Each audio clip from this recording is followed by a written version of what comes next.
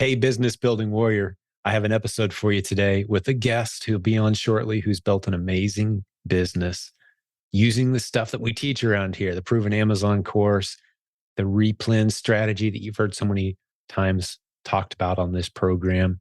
Her name's Maria O'Connor, and along with her parents, they have a small warehouse. They've been in e-commerce for a long time, but they've had to pivot many times, as you'll hear in her story.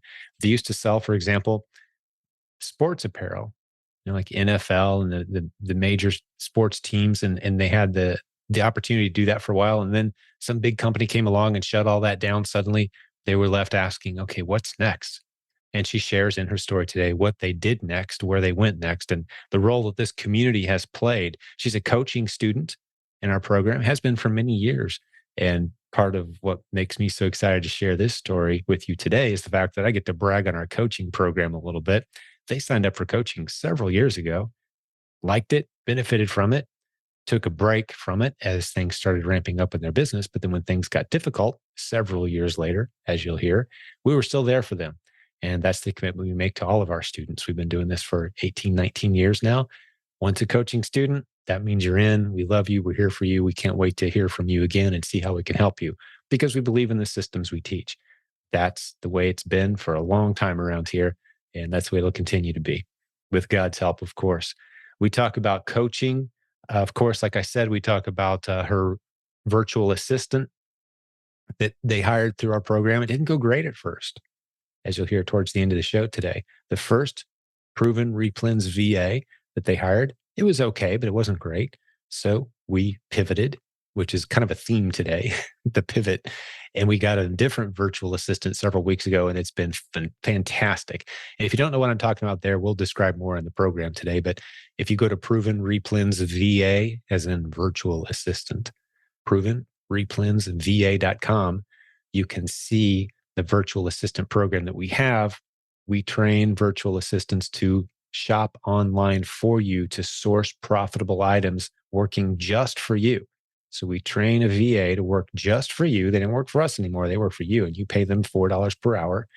We talk about it today and how that can completely change your business as they're finding profitable products while you're sleeping. Typically, they're helping build your business. We talk about the online arbitrage sourcing strategies that are so popular around here right now, how much that has changed their life. And they've ramped up very quickly after attending our most recent live event. Theprovenconference.com is the website, theprovenconference.com. Maria, our guest today, attended that event and it really changed her life. And she explains why that is, who she talked to, the conversations she had.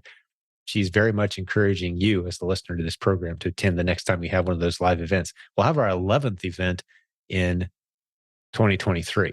We're not sure what month, what city, but it's coming. Keep an eye on theprovenconference.com. You can get the videos from our last year's conference there. You can also see, as that site's updated in the near future, where we're going to be next and start to plan around that. So a lot of great lessons today. A lot of things discussed. I think this is one of those episodes that's going to have something for everyone. If you're brand new, I think you'll find this very encouraging, just how robust and stable this model really can be for the long term. And if you've been around a while, you're going to benefit from the lessons that Maria teaches us. And I learned several new things today. I was encouraged. And on a personal note, I was very proud of Maria today because she was pretty hesitant, as are a lot of people. You'd be amazed. Your experience as a listener to this program is you hear a steady string of people sharing their stories, right? Well, you'd be amazed how many people come with a great story to tell, but they just aren't comfortable getting on the microphone, getting on camera, doing it. They don't want to. And so we don't push or force them to. But if that's you, just let me encourage you as you're listening today and you're thinking, wow, that really is helpful. That's encouraging. I'm glad she said that as you have those moments. And if you're one of our success story students, we'd love to give you the opportunity to play that same role for countless other lives and say things in a certain way that I could never say them. No one else could ever say it. You've got a story to tell. You have challenges you've overcome. Come on our show, share your journey, share your story, reach out to us. It's not intimidating. It's just you and me talking over a video camera, or we can turn the camera off and go audio only if you want. We can go first name only if you want. That's fine. It's all perfectly fine. Some people request that. Sometimes people have jobs, and that's an important detail, actually. So it's not all that unusual of a request. But tell your story. Maybe it's not on our show somewhere. People need encouraged right now. Just the season that we're in as a planet, there's a lot of people hurting and struggling, looking for something that they can believe in and pour their effort into and see a return. That's what we teach all day, every day around here. So share your story with boldness. Okay. That's just a little encouragement. Maybe as a guest in our show, we'd love to have you. But that's a fairly long introduction. And I think you're going to really love hearing from our guests. So let's jump over there and hit a couple buttons and get Maria O'Connor on the line. Let's go. So, hey, Maria, welcome to the show. Jim, thanks for having me. Super excited. We're excited to get to know you as well. I can't wait to dive into your story. Let's go. So, my dad used to go to storage auctions. It's a family business, and he was doing that before the TV shows came out. He was at an auction one day. Guy next to him started talking about Amazon. At the time, we were only selling on eBay, and he listened to this guy talk all day long, went home, signed up, made an Amazon account. That was probably back in 2006. Okay. He sold his landscaping business in 2007 after 30 years, and we started Amazon full time. So at that time, anything that we were getting from the lockers that could be books, CDs, DVDs, that would all go onto Amazon. And from there, it kind of just started to take over. We were in our house for a while. Then we heard of ASD, took a trip out to Vegas, and started getting into wholesale. I would say 2015, we probably found my silent team. My parents went to a conference. There were two guys that they met that were doing RA at the time, and they both had 7-figure businesses. Okay. And they were like, hey, you're doing a little RA, but if you want to learn more about what's going on and what we're doing, my silent team on Facebook, great place to start. And that led us going to our first CES conference at the time in 2015. And from there, we were doing a lot of wholesale at the time, and we were doing liquidations within wholesale. So the suppliers we had, we would get their closeout list directly from them. And that was a huge opportunity for us because the stuff that we were doing wholesale with them had smaller margins, but it got our foot in the door to get that closeout stuff that they wanted to liquidate. And the margins were just incredible at the time. Overnight, not really overnight, but felt like overnight, 3 of our main suppliers, our main manufacturers we were working with, all made deals with Fanatics. So the company. Yes, because it was all licensed NCAA, NFL, MLB apparel. Sports apparel, licensed sports apparel. Right, Yes, right. so I've heard that's a pretty tough niche. Well, starting about, I don't know, 5, 6 years ago, I started hearing, man, that's really rough. Used to be a little easier. You could do some business there, but now it's big dogs only in that niche, right? Yeah, that was not our entire business, but it probably made up about 85% of our business for 6 years. Mm-hmm. And we did very well with it. But like I said, they came in and said, all right, Fanatics is going to be taking over. You can no longer sell this on Amazon. And we went from those $100,000 months to, oh no, what now? How do we continue to make money when this is our full-time business? There's 3 of us. And we kind of did the pivot and went private label, which has had some success, some ups and downs. We've learned the hard way on a few products, but we've done really well on a few products. It just doesn't turn our money fast enough. So if we put out $50,000 for inventory, we don't see that $50,000 back for another year. By the time the product gets to us and you launch it and it starts selling, it it just started not to make as much sense.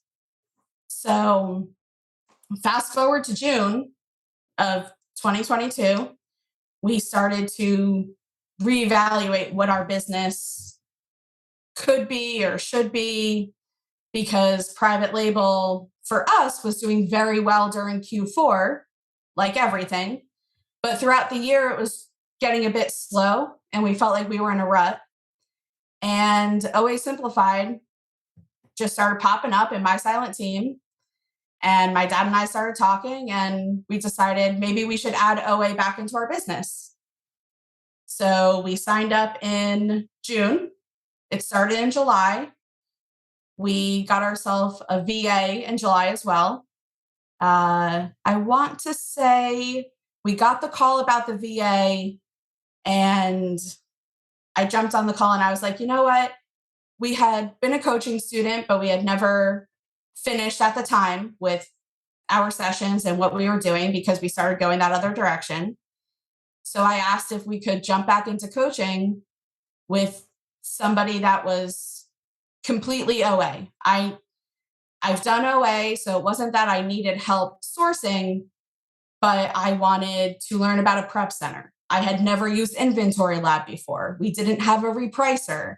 All of these things that I was so unfamiliar with could probably get by, but I thought it would be really helpful to have support. And within 5 minutes, your team was on the phone with me, had me hooked back up with a coach, and we kind of jumped back in. I love it. Well, let me pause you there. I want to keep anyone who's new around here. Maybe this is one of the first few episodes that they've heard. I've got your best interests in the back of my mind as you're listening to this episode and listening to Maria tell her story. I know what questions you have, and I'm going to address them because we're using some terminology you may not be familiar with. And I'm just going to get you up to speed here real quick. But I am curious before I do that, Maria, when did you initially sign up for coaching? 2016. 2016. I love that you're bragging on our team a little bit there because as we're recording this, you're talking about June of 2022, which is just a few months ago. Here we are in, tail end of October 2022 right now. So you signed up for coaching in 2016. You give us a call again after having a few sessions and having a lot of success. Things start to take a dip. Hey, I'm going to call back. And that same day, you're hooked back up with a coach. I'm so proud of the fact that we've built a program that's sustained the test of time and 60 to 70 coaches at any given time. And that's how we treat our folks. And I love it. So the team did a great job. And that's typical of what we do around here. So thank you for mentioning that. But I do want to go through a few things you mentioned, just make sure we're not losing anybody in the details of your story, thinking, oh, I don't know what this is. That's confusing. So I'm just going to get them up to speed and then we're going to pick up where you just left off. Is that okay? Yeah. So you mentioned the ASD event. That is actually, if you go back and listen to some of the earlier podcast episodes, I was invited to be the keynote speaker at that event several years ago when this podcast first started. And it's a large event for wholesalers and buyers and sellers from around the world in Las Vegas, tens of thousands of people. We're not saying, hey, everybody's got to go, but it's a good place to meet other buyers and sellers outside of e-commerce even typically. So we do typically several people from our community that attends that. It happens a couple times a year. You mentioned one of the struggles you had with private label, and I'm not going to go on my private label rant right now, but it seems to be the only model that's pushed on YouTube. And a lot of people end up in a dead end spending a lot of money there. And you mentioned one of the challenges that's very rarely mentioned, and that's how fast your money turns over. With the models we teach, especially to newer students, and you're talking about online arbitrage, sourcing products online, you can turn your money over so much faster versus placing a huge order in China and hoping it gets here a few months from now and hoping you can turn it all over within the next year. Those are some of the disadvantages and one of numerous things that make that business model something that we only encourage for more experienced sellers. We typically say 99% of all new Amazon sellers should start off with replens. That's what we teach. The Proven Amazon course, beginner modules teach that. As you get into more advanced, we talk about private label. And we also say 95% of all new sellers who start with private label wind up failing miserably. So that's my rant. That's all I'm going to say for now. I've got the facts and data to back all that up. Get into our Facebook group. You'll see plenty of people talking along those lines. We got 70,000 of us there. in our free Facebook group, silentjimdotcom. You mentioned OA Simplified, our most recent online arbitrage sourcing course, which in early 2023 will be added at no charge to the Proven Amazon course collection of modules. For those who didn't know, it's coming. A lot of people paid a lot of money, and we're going to hear Maria's story here in just a minute, see how it's going. You mentioned getting a virtual assistant. Did you get that through our team? I did. So you went through the Proven Replens VA program. Yes. Outstanding. I want to get an update on how that's going. But we've served about 400 clients at this point, provenreplensva.com. We give a discount to our coaching students. And that's where we train a virtual assistant on the programs that we teach around here, the strategies that we teach for sourcing inventory. And they show up for work, ready to work for you day one. You pay them $4 an hour, which spends like $25 or $30 per hour in the Philippines. And they work hard for you finding new products. I think that's it. And I hopefully we haven't left anyone behind. If anyone has questions, jump on our Facebook group. We'll be happy to help you. But I just did want to spend a couple minutes, Maria, and thank you for your patience, making sure we don't leave any new folks behind. Of course. So after we had started the OA Simplified course, I guess we were coming up to the end of July, and I was driving home. I split my time between New Jersey and Nashville. New Jersey is where my parents are, and we have a warehouse there. I live in Nashville, and I work from home when I'm here. So I was driving the 13-hour drive back to Nashville, and I listened to your podcast for 13 hours straight. I'm so sorry. And at the time, hey, that got me through a 13-hour drive. I wasn't tired. I was excited. I got home. I'm honored. And I felt motivated. Thank you. And I called my dad and I said, hey, we hadn't been to a conference of yours since probably 2016. I think we did 2015, 2016. Yeah, like the third or fourth time we did it. Yeah. Yeah, I was like, the conference is actually in Kentucky, which only takes me like 2 hours to get to it. Mm-hmm. We're advertising it like crazy at the time. And I said, maybe I should go. And my dad said, I strongly encourage you to go. Take care of it, buy whatever you need to buy, and have a good time. So that was only 2 weeks before the conference. At the time, I was having a hard time making buying decisions. So I was going through OA Simplified. I was finding all these leads. Leads were never my problem. My problem was pulling the trigger. So I would compile a list, and I would never stop to actually move forward with things that I was finding. So I could have a list of 30 to 50 things, and some of those things are no longer available by the time I would go to buy it, and just different circumstances. So one of my big things at the conference. And you're talking the recent conference now, right? Yes. Because we've been in Louisville twice. Was that the first time you attended as well? Louisville? No. Didn't you attend? Orlando You said and Nashville. Orlando. Okay, early on. Okay, so the early ones were Orlando and Nashville. We've done it 10 times. I just want to make sure what point in time we're talking about here. So as you're talking about finding products and the event you attended, we're talking about just a few months ago. We were in Louisville, Kentucky. Theprovenconference.com has the videos. That's the event we're talking about. Okay, and that was, I guess, helpful to you. Oh, absolutely. Okay. I actually talked to Leah at one point, and who was part of OA Simplified. Yeah. And Jessica and Leah put that course together for us. They're both doing 6 figures a month. Yeah. Online, And without ever seeing their inventory. How are you buying? Like, what does that look like, the process for you? Are you making lists and then you stop at a certain point? Because everybody talks about the rabbit trails. Mm-hmm. Well, you could go off on a rabbit trail for a very long time before you kind of like stop yourself and decide, okay, I'm moving forward with this. And she kind of just stopped me in the middle of the conversation. She was like, when I find a lead, I buy it. She said, stop making lists. I'm not weighing the difference between one lead or another. If it's good, I buy it. Because when profitable. You make a list and then you start going through it again, you're wasting time looking at this lead 2, 3, 4 times before you're moving forward with it when you've already decided it was good. Mm-hmm. And that was definitely a big turning point for me. First 2 weeks of August, I probably bought 300 pieces of product at the time. Second 2 weeks of August, 1,500 pieces. Nice. Yeah. So you really ramped up. You changed your procedure. And just to be clear, let me see if I can restate what you just said for clarity's sake. And there's a nice lesson in there that I don't know that we've ever talked about a whole lot here. But the nature of replens, again, we're searching for underserved listings on Amazon, and we're bringing that easily sourced product to that listing.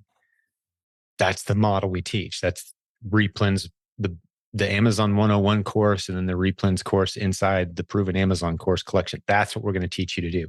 Once you're good at that, you mentioned bunny trailing. There's a host of ways that you can find profitable inventory, dozens of different strategies you can use. And so you can easily find yourself kind of bouncing around on Amazon and just making a list of ASINs that on my buy day, let's say Friday is buy day, I'm going to go back and I'm going to go buy all these items. What you decided to do based on your conversation with Leah was, as I see them, I'm just going to buy them. Right.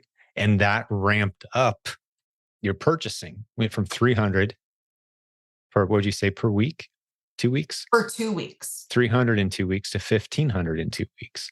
Yeah. The following 2 weeks, just by making that little change of, when I see it, I'm going to snag it. I'm not going to have to go back and find it again later. Where did I see this? Right. I love it. That's a very practical tip.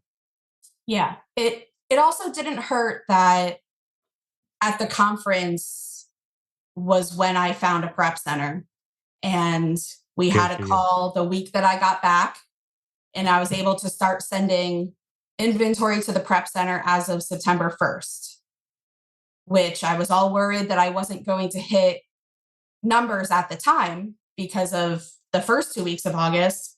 And when I came back and my buying just totally shifted, I kind of thought to myself, oh, maybe I'll be like a little over where I actually was expecting to be. You mean the minimum numbers they needed to Yes. accept you as a client? Yes. Understood. Yeah. For those who don't know what a prep center is, I've described it so many times. Do you mind taking over and telling us what a prep center does and who needs one? Just in your own words. So the reason that we need a prep center, because we do have a warehouse, so that might Right. be confusing to people. Why would they want a prep center? But for us, it frees up our time.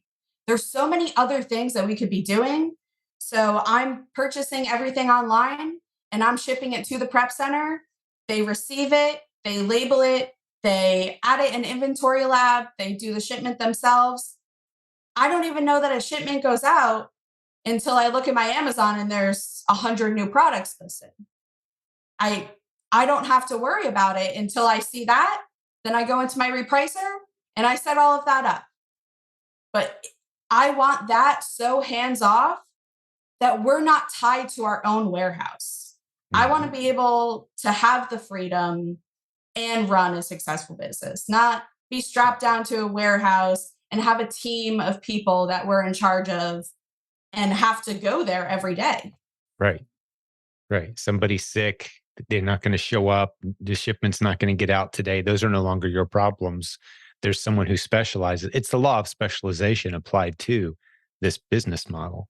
Mhm. And I say frequently, for those who've never heard me say it before, Maria, you've probably heard me say it, in any business, you should always be asking yourself, am I the only person that could be doing this right now as you scale?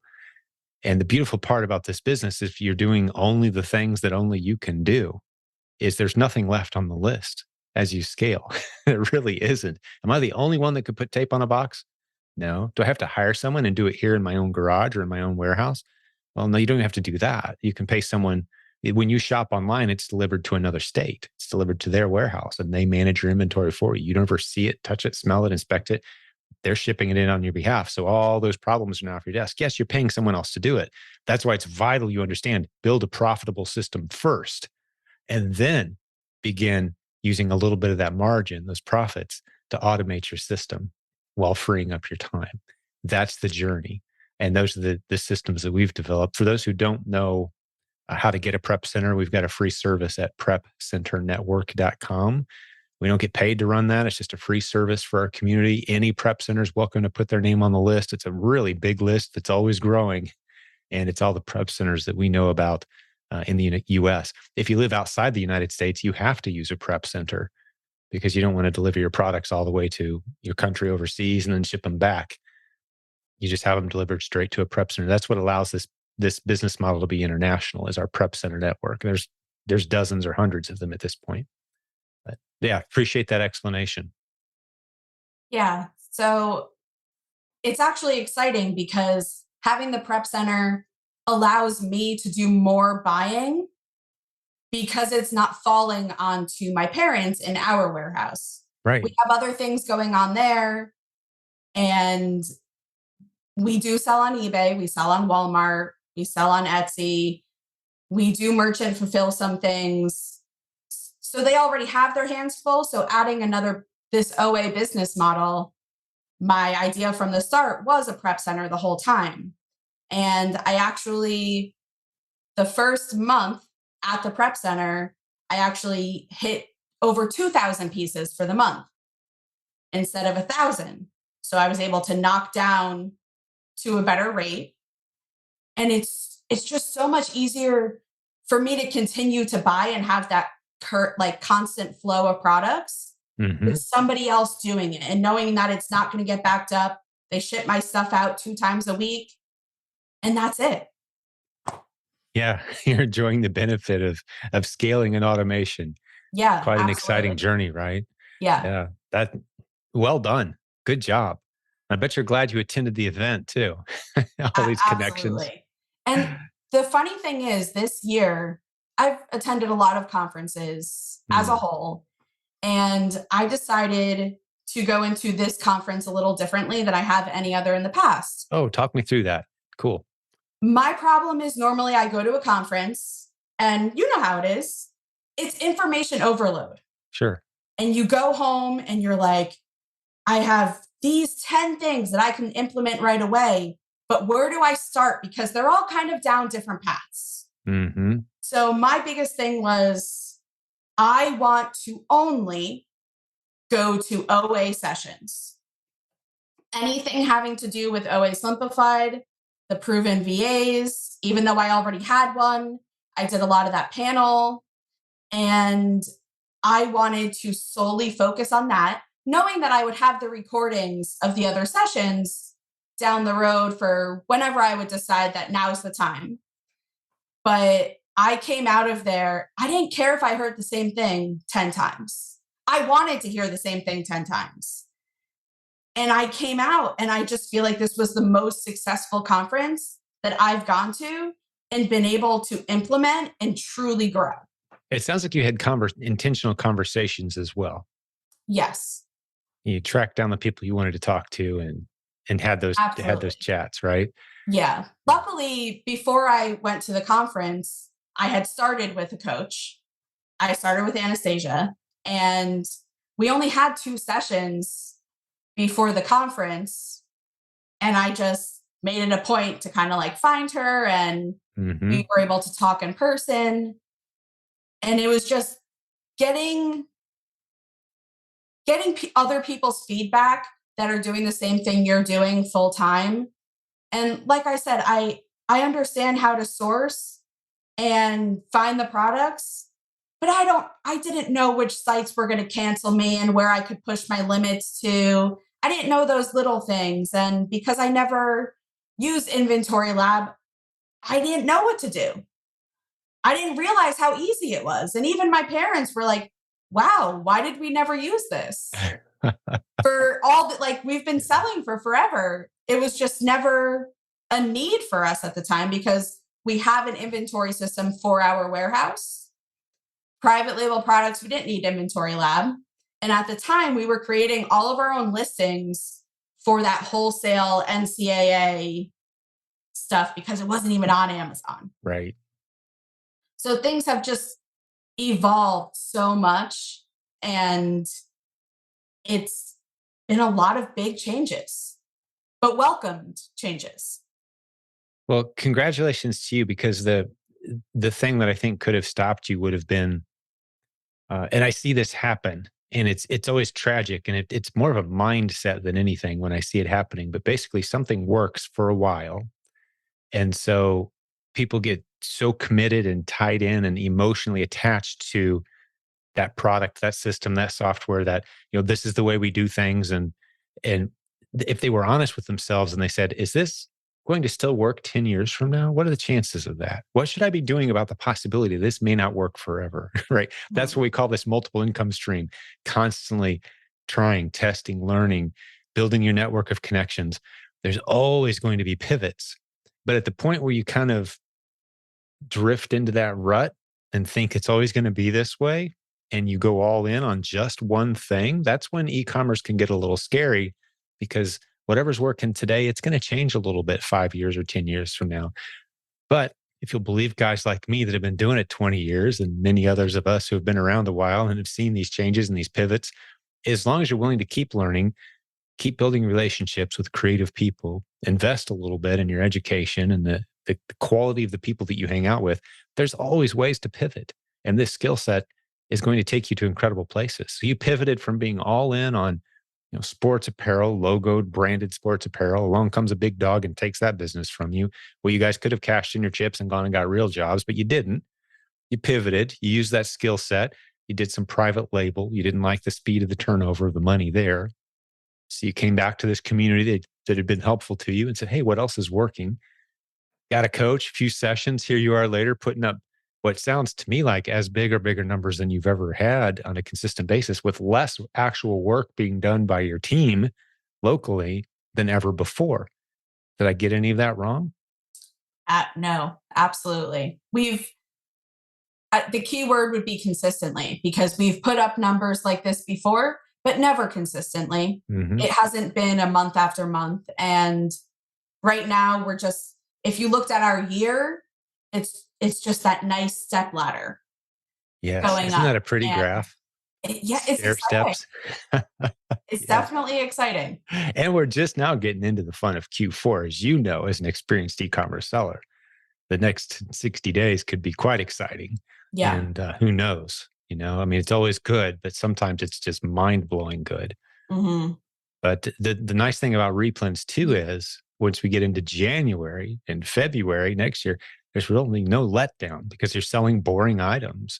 When I Hmm. say boring, I mean it's not seasonally related or, hot Q4, hot toy of the year kind of stuff. It's one of our best sellers is a screen door repair kit. It's like year round, people are repairing their screens somewhere, apparently, because those things sell well for us. And if they stop selling well for us, there's a million other replens that we can go find. And we've found a lot of them. What types of categories are you guys selling in? I'm curious. Anything that's going to make me money. The only stuff That's the that right I answer. stay away from would be grocery and pet food. Expiration dates. Yes. Expiration days, especially online, you can't see it. Yeah. And I don't need things being especially sent to a prep center Hmm. and it's expired. Yeah. Or it's about Also, to. Yeah. paying a prep fee with some of the grocery, as you know, Hmm. the lower net profit on those items kind of gets cut with a prep fee. There's Sure. plenty of other things out there for us to sell. And we're heavier in clothing, shoes, and beauty. But Gotcha. like I said, anything that's going to make me money, I don't care if I know what the product is or not, I'm Right. going to sell it. Yeah, exactly. If it's an underserved listing where the demand is outpacing the number of people who are supplying it at a good price, there you go. Hop on it. Give me an example of some of the ASINs that you're sitting on as far as I'd like to dive in a little bit to pricing strategy, selling against other sellers, because sometimes people think I've got to be the lowest price seller. And if there's too many sellers, I got to stay away. Talk me through some of the listings you're on, maybe with several other sellers where you're making a nice profit and you're not the lowest price. Do you have any examples like that by any chance? Off the top of my head, nothing specifically comes to mind. I do. My repricing strategy is normally just buy box matching. Right. And my repricer is also set so that once I have the buy box, it's going to start bringing my price up. Gotcha.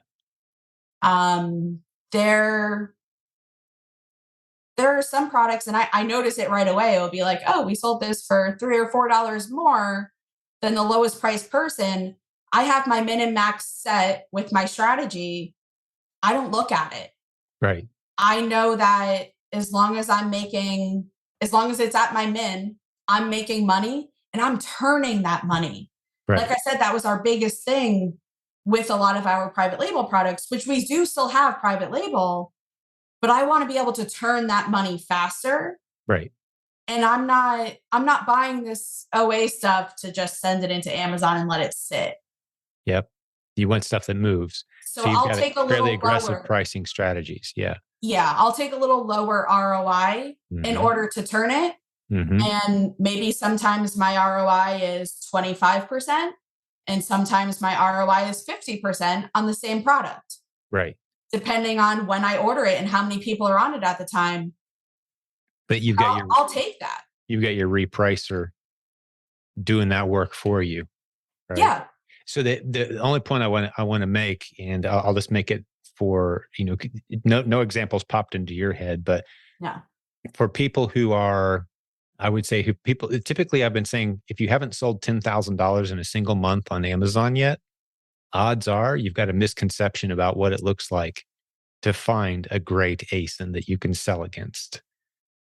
And a great ASIN oftentimes will be something that's dropping multiple times per month with a lot of sellers on it. You're looking at only the lowest 2 or 3 priced sellers thinking, oh, I can't compete with them, and you move on.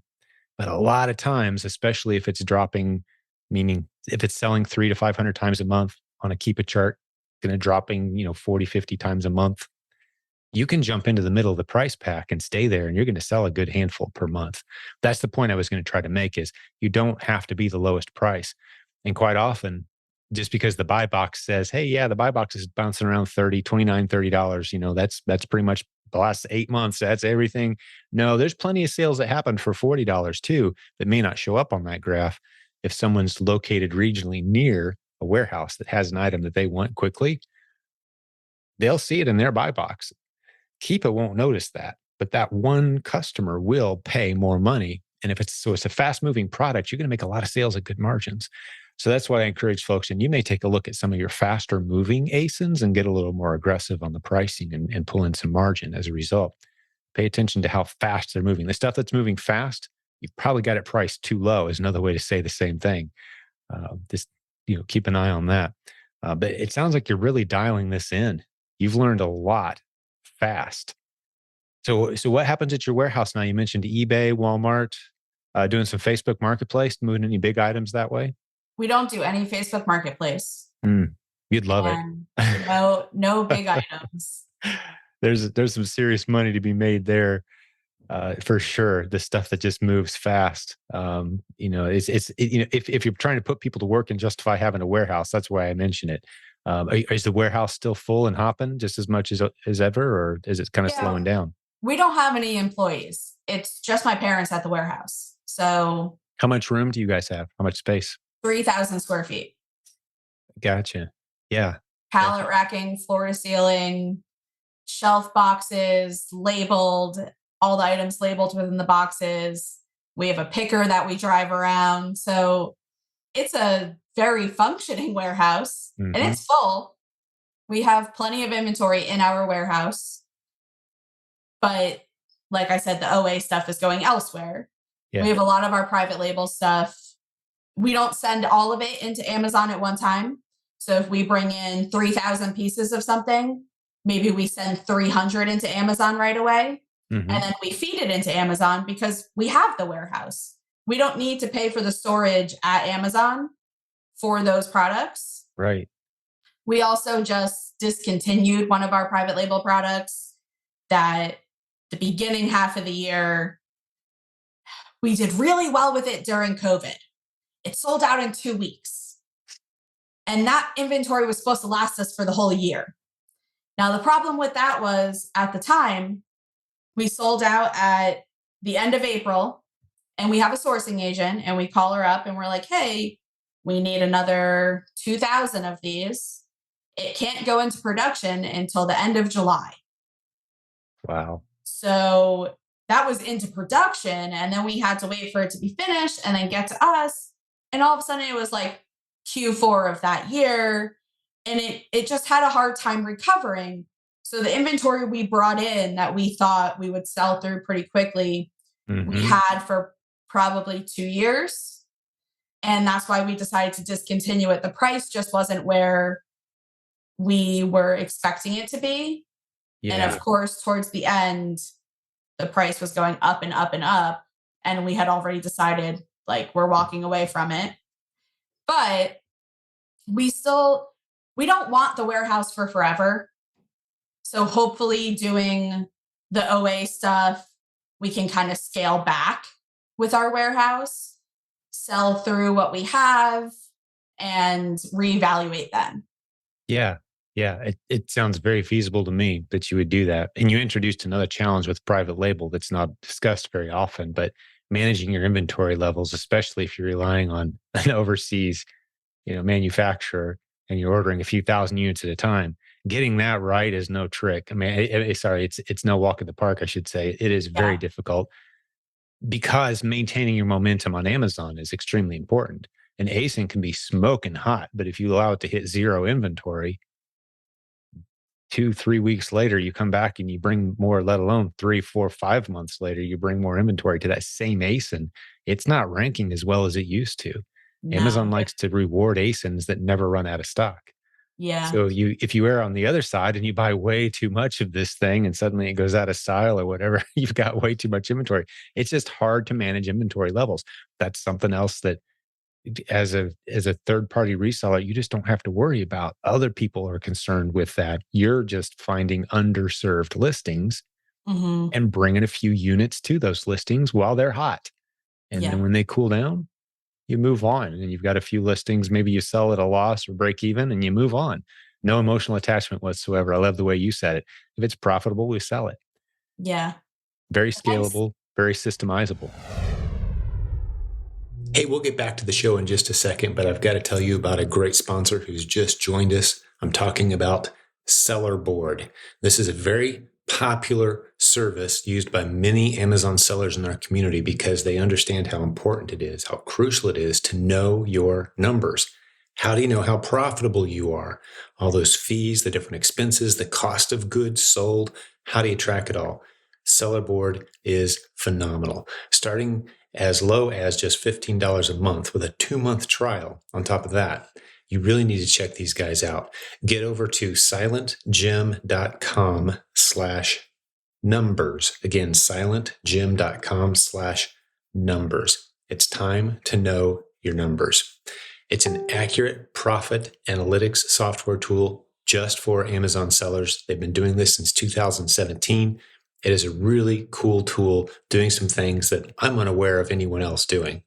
So the pricing starts at $15. Like I said, get your 2-month trial at silentjim.com/numbers. You're just finding underserved listings and bringing a few units to those listings while they're hot. And then when they cool down, you move on and you've got a few listings. Maybe you sell at a loss or break even and you move on. No emotional attachment whatsoever. I love the way you said it. If it's profitable, we sell it. Yeah. Very scalable, very systemizable. The nice thing is having our private label background and doing some of these other things in the past, I'm not afraid to test anything with OA. So what's the worst that's going to happen? I'm going to lose $100, a couple $100. If the product doesn't work out, I have to liquidate it. We're spending how much bringing other stuff in? And we've made big mistakes that these mistakes wouldn't be a big deal. And you could move on and you learn from it. Yeah, that's a great point. And we do the private label sellers who have really kind of blown up in a bad way and filled their garage with a $30,000 or $50,000 mistake and had to just donate it to Goodwill and write it off for a couple grand. They have much thicker skin about what it means to take a risk in business. Some people come in, it's like, oh no, I paid $20 for this widget and I thought I was going to sell for 50, but it only sold for 30 and I actually didn't make any money. This is terrible. I'm like, no, you're just learning those basic lessons. Put some commas and zeros on those numbers. That's what the lessons a lot of people are having to learn before they find this opportunity in this community. Those little stubbing your toe, bumping your head, the risks are so small. So I'm glad you pointed that out. You do have a thick skin. So we learned a little lesson. We lost a couple $100. you're playing with some significant numbers now, and you're able to do that. So yeah, congratulations to you guys. I'd love to meet your parents sometime. You guys have plans to come to the next event by any chance? Most likely, depending on where it is. Where and when, right? That's the big Yeah. question right now. And as of this recording, I don't know. Honestly, don't. We need to start dialing that in though, because a lot of people are starting to put some heat on us. Like, hey, our 2023 is starting to fill up. What's going on Mhm. here? So we'll start the routine again. Do our 11th event. It'll be somewhere, probably early summer is kind of what we're thinking right now before school gets back in session for those who have kids in school or teachers, that sort of thing, and try to get in before that. But where, not sure. But that's the plan. That's all I got for you right now. We got Yeah. to get the Well, committee the, rolling. the nice thing is we have a prep center. So walking away, all three of us from the warehouse isn't a big deal at that point, which is That's right. nice. Yeah, you got an automated business. Yeah. Beautiful. Well, what else is working for you, or any other challenges you have? Anything else you want to kick around? I'd love to hear more. I think we're really helping folks piece together in their mind what this business can look like and should look like.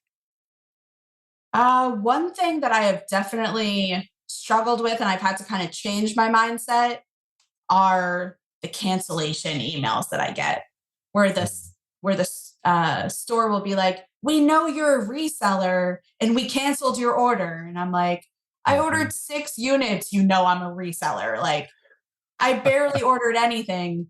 Yeah. And I really have to remind myself that there are so many stores that I can order large amounts from and that will Mhm. let me do it on a continuous basis, that I don't need to worry about the 2 or 3 that emailed me that week that were like, "Hey, your order is canceled."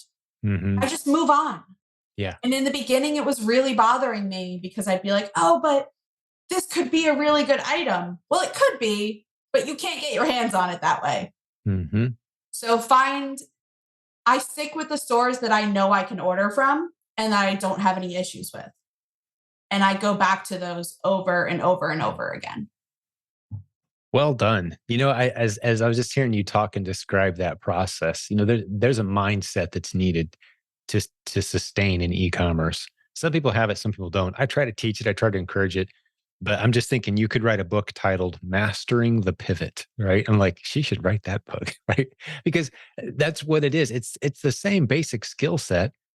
You're just saying, okay, that online store doesn't want my business. Okay, we can't sell that brand anymore. Okay, Amazon has a new policy about this type of listing. Okay, pivot, pivot, pivot. Because the customer demand, that's the thing we got to keep in front and center, front of mind is customer demand is going nowhere but up. People are buying more stuff than ever online. The opportunity is getting bigger. That opportunity is fading. Okay, where is it getting bigger? Let's pivot over there. As long as you're willing to pivot using the same basic skill set, finding underserved listings, finding products that you can buy for 5 and sell for 20, that's the skill set.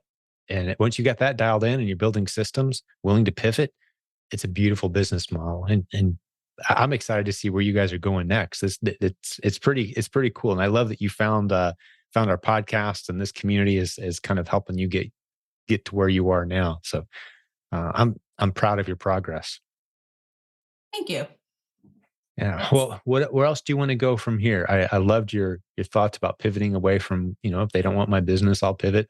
It reminds me a little bit of people who source at, certain retailers have a reputation for not liking resellers, right? Like, oh, never go to store. Like Target kind of has that reputation. And oh, don't go there for they don't like resellers. Oh, the Target near me doesn't mind. I mhm, bought 50 the same item plenty of times, and I've talked to the manager and say, "Hey, can I clear the shelf?" And the manager who works today will say, "No, we don't sell to resellers." So I'll go back the next day and talk to the different manager. Sure, I'll give you 20% discount, right? It's like, yeah. don't allow that first little wall that you run into to convince you that this just doesn't, this store, mark it off your list. Because what I've found too, let's see if you think this is true, Maria. It's the stuff that's just a little harder to reach.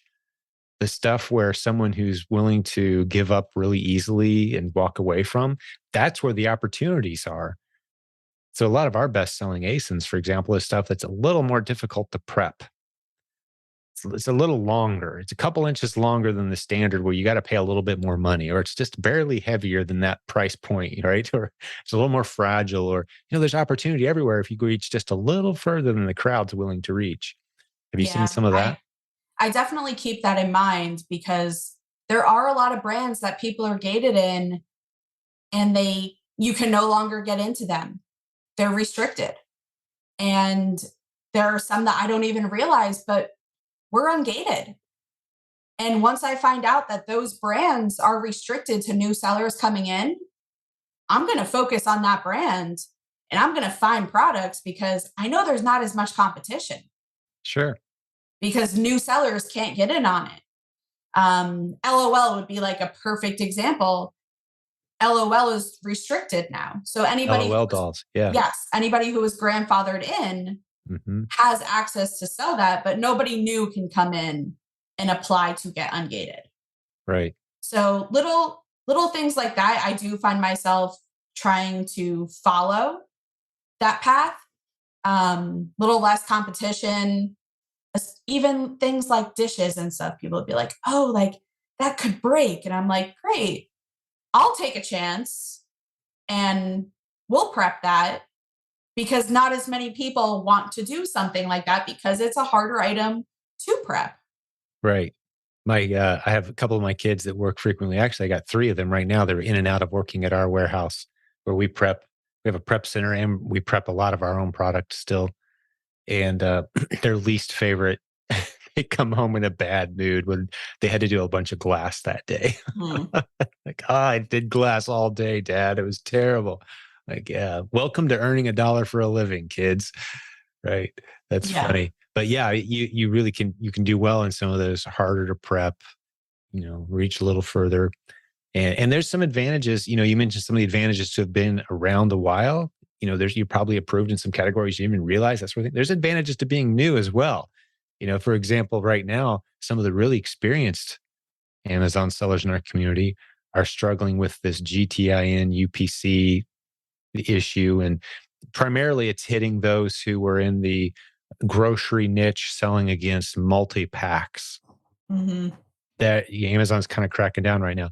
Well, the new sellers are coming in and there's, no disadvantage for them just finding great ASINs. But the sellers have been around a while. Now, maybe 20% of their catalog of 2,000 ASINs, they got to go through and purge and clean up and replace and fix. And, so coming in new, there's advantages. Like you don't have to deal with the stuff that the guys who've been around a while. So I love the journey of this. How there's different stages and different challenges. There's always going to be more to learn. There's always going to be times you have to pivot. Um, but the opportunity is huge. Were you guys impacted at all by the GTIN UPC issues with any of your inventory?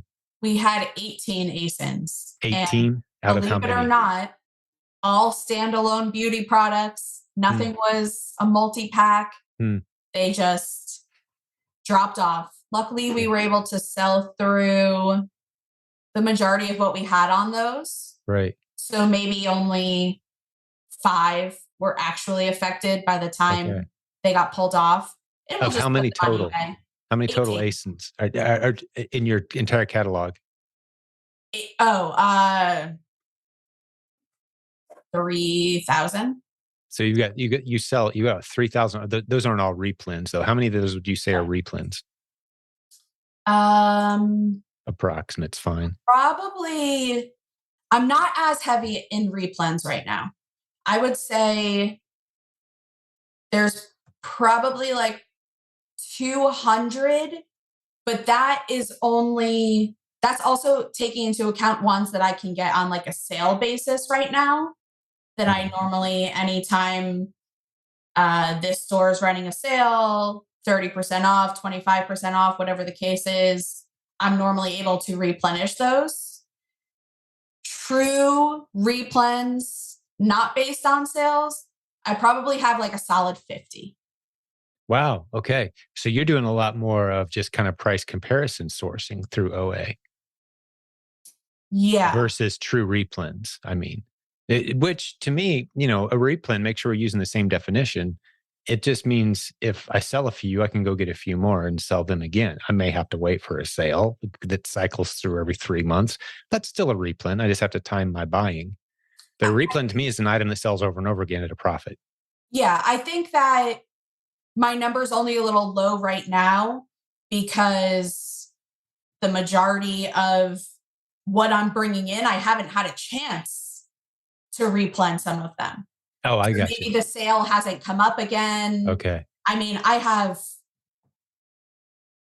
uh, that like 250 is probably what I've replened already Gotcha. versus Gotcha. I what just want to I make will sure. be able to maybe in a month or two from now. Yeah, that makes sense. You're ramping up really fast. So you haven't replenished any of them yet, but they will be replens, even though you have to time out the purchase of them. I still count those as replens in my mind, just because I got to, okay, I need five more. I got to wait a month for that next sale because they have a rolling every other month 10% off sale. I'm going to time it, right? Mhm. That's still a replen. You just have to monitor when you buy to get your maximum margins. But yeah, you're really focused in. It sounds to me you're focused in and moving towards going really heavy replens. And it's interesting to me the fact that you only 18 of your listings were impacted, even as a seller with, hundreds or even thousands of different listings that you're Mhm. selling on. That was our experience as well. I emailed my team here just a few days ago, like, how many listings have we seen impacted of our catalog? We got about 2,000, maybe 800 to 1,000 of those are active, meaning we've sold a unit within the past 2 to 3 months.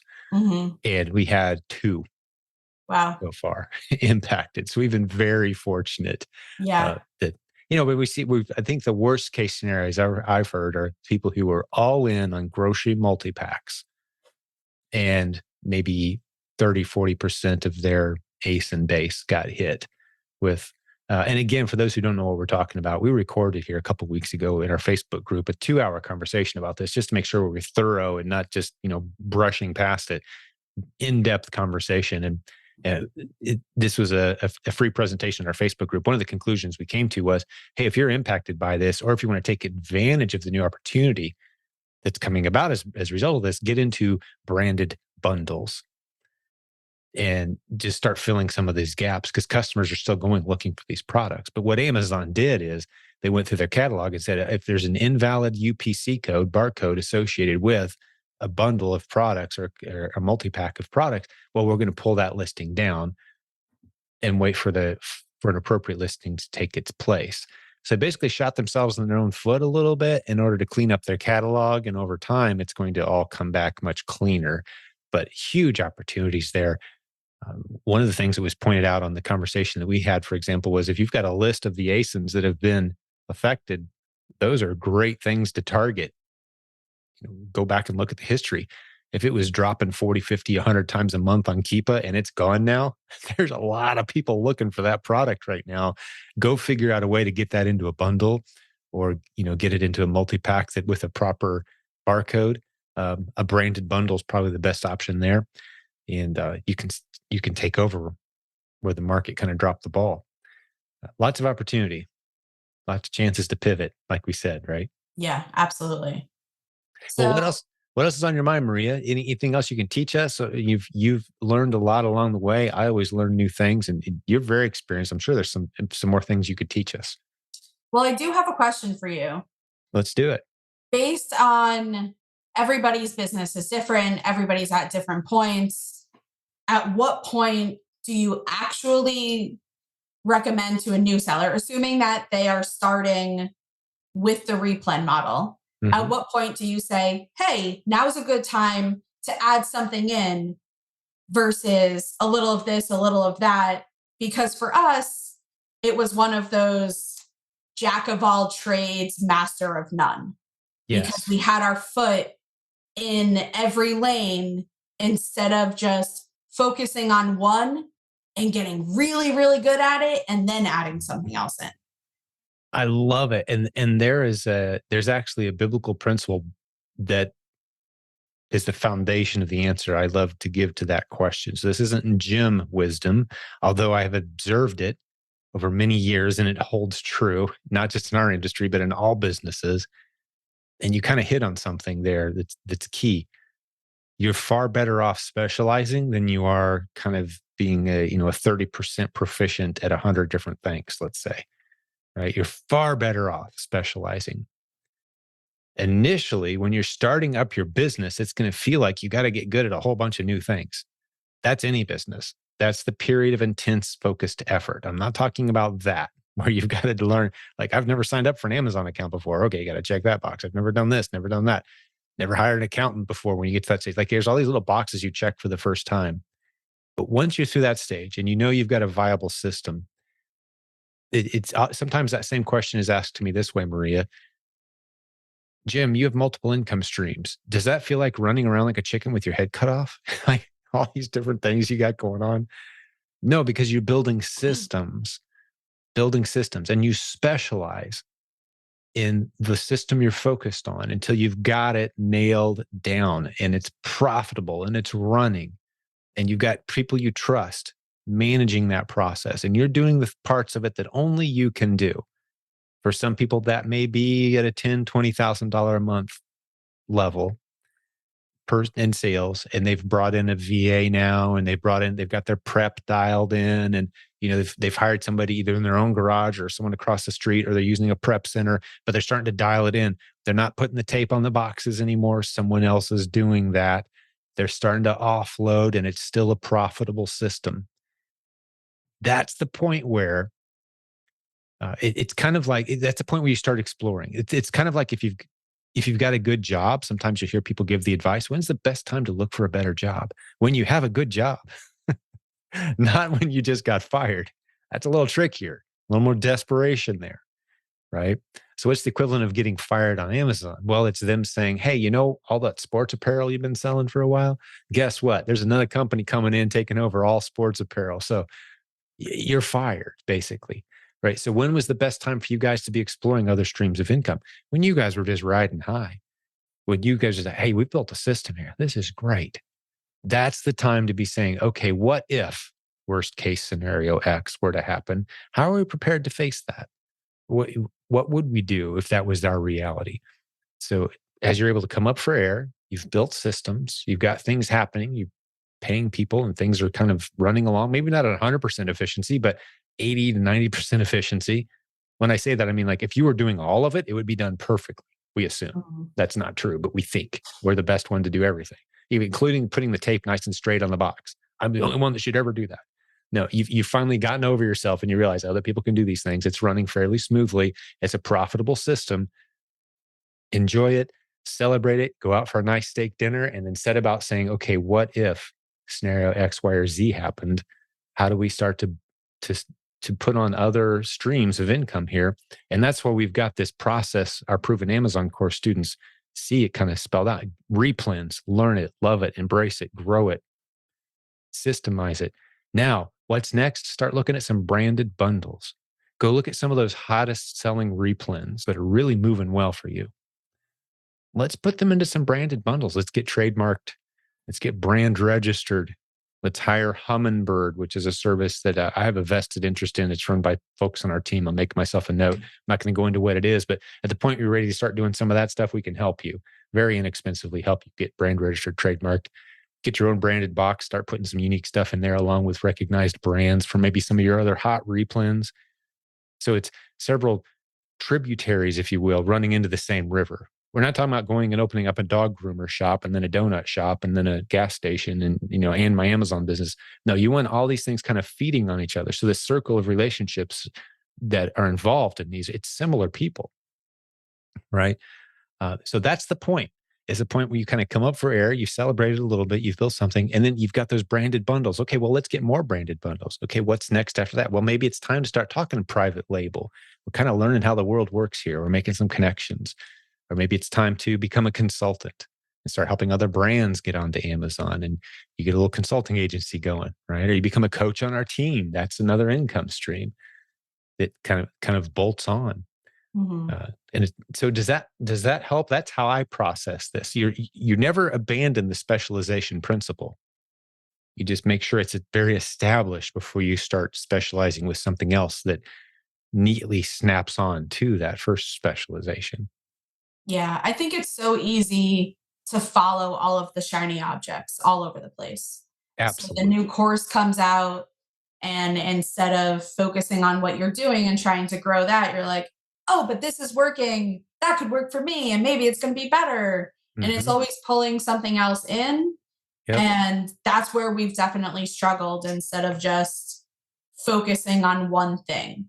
Yeah. So OA has been my focus now since July when the course started.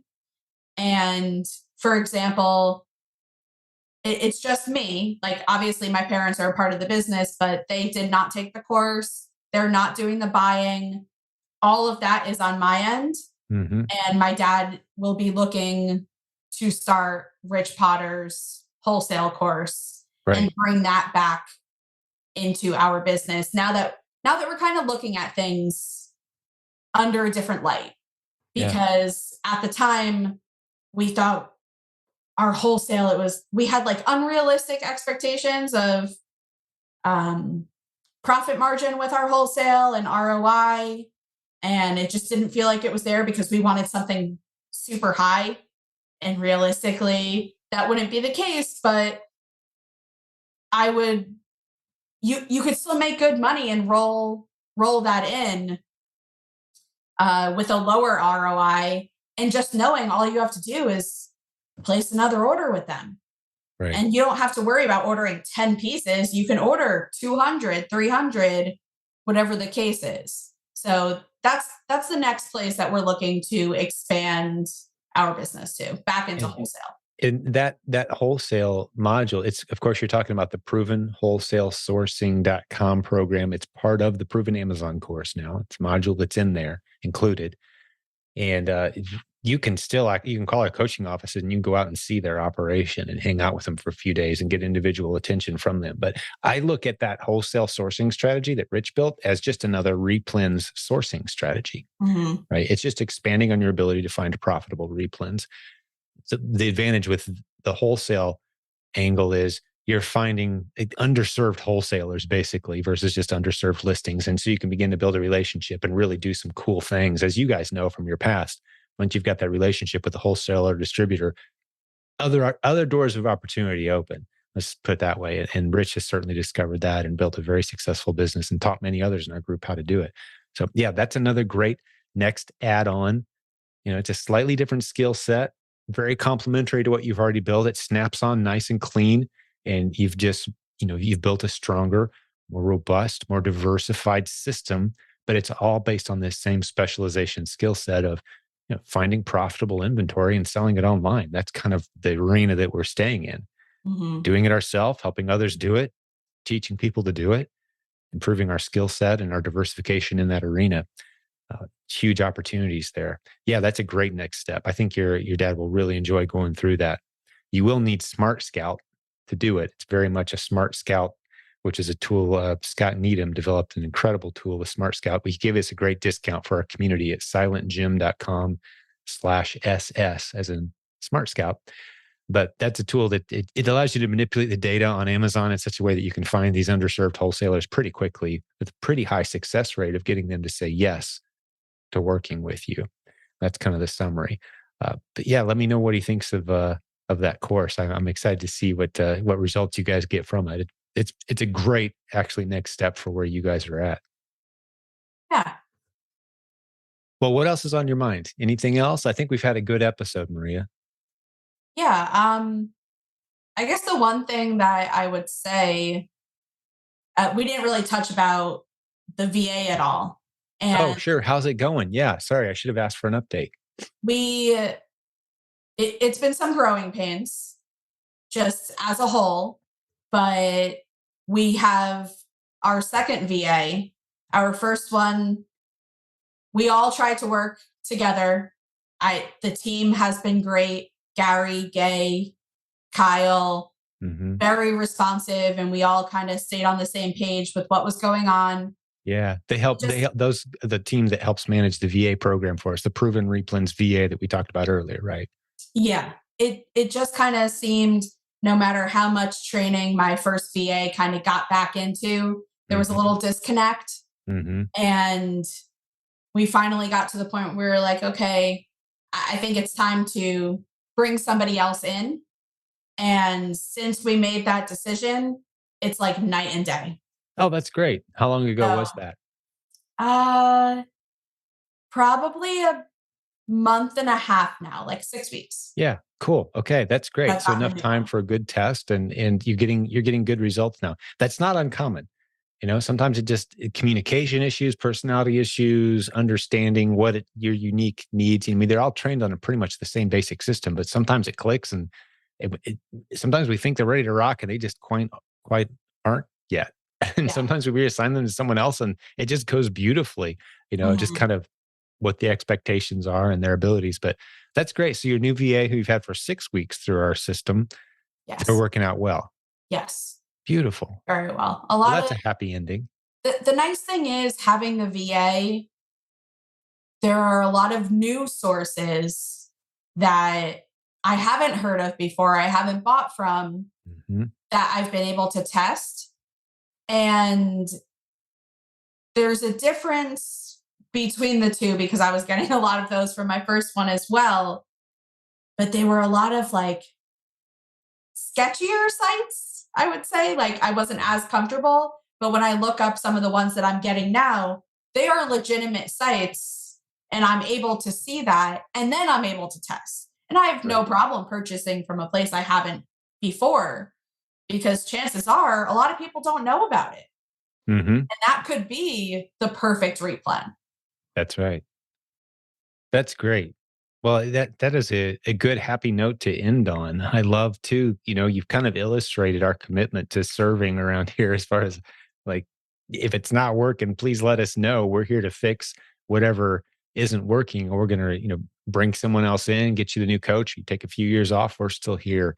Yeah, I love that about this community and what's been built, and very proud of our team. And I'm proud of your story as well, Maria. Thank you so much for doing this, because I know there was a little hesitance there, and understandably so. But now that you've done it, this is something I think is going to serve a whole lot of people really well as they listen to this, in the next few days, weeks, or even months or years. Who knows? It's going to just encourage folks to start their journey and to continue with determination. So Yeah, great work today. Thank you.